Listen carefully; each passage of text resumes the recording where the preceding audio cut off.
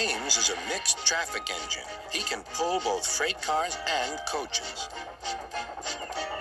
He's proud of his smart red paint, and so is his driver. Everyone says you brighten up their day, James.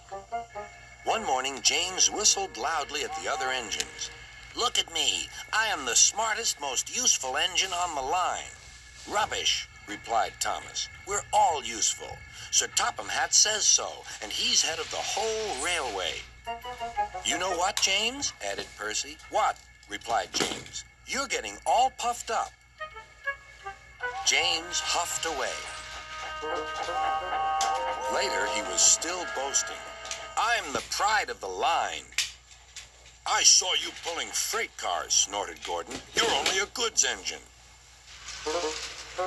I pull coaches, too. Not as much as I do. But Sir Topham Hatt has plans for me. James was only making this up, but Gordon believed him. What plans? Wait and see. Oh, dear, he thought. Now what'll I do? Thomas was shunting shining new coaches. Good morning, James. Are those coaches for me? Asked James hopefully. No, these are for Gordon's Express. I'll fetch your freight cars next. But James was going to play a trick on the other engine.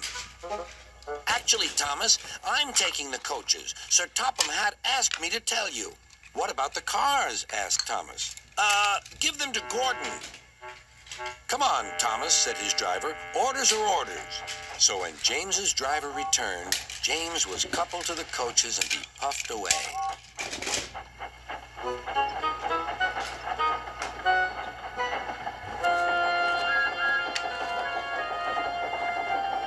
Thomas returned with the freight cars, and a few minutes later, Gordon arrived.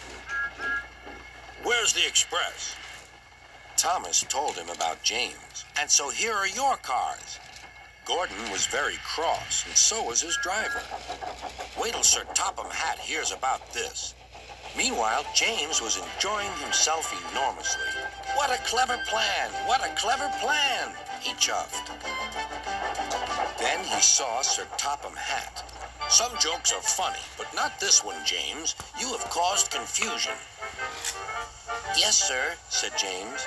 You will now stay in your shed until you are wanted. The other engines teased James. I wonder who'll be pulling the express today, said Gordon.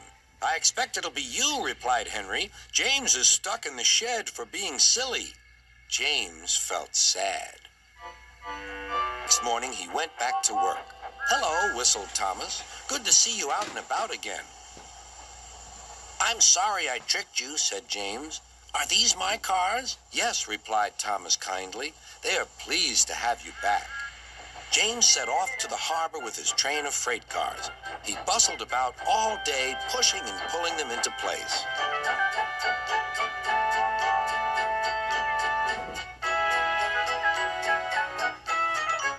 Time to go home now, James, said his driver at last. No cars or passengers, just we two.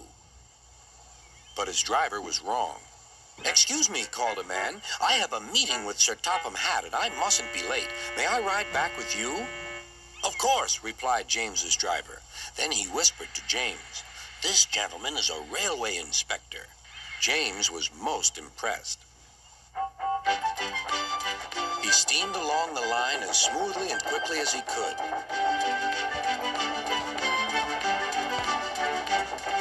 Sir Topham Hatt was waiting on the platform, and the railway inspector greeted him warmly. This clever engine gave me a splendid ride. You must be proud of him. Yes, indeed. Once again, you are a really useful engine.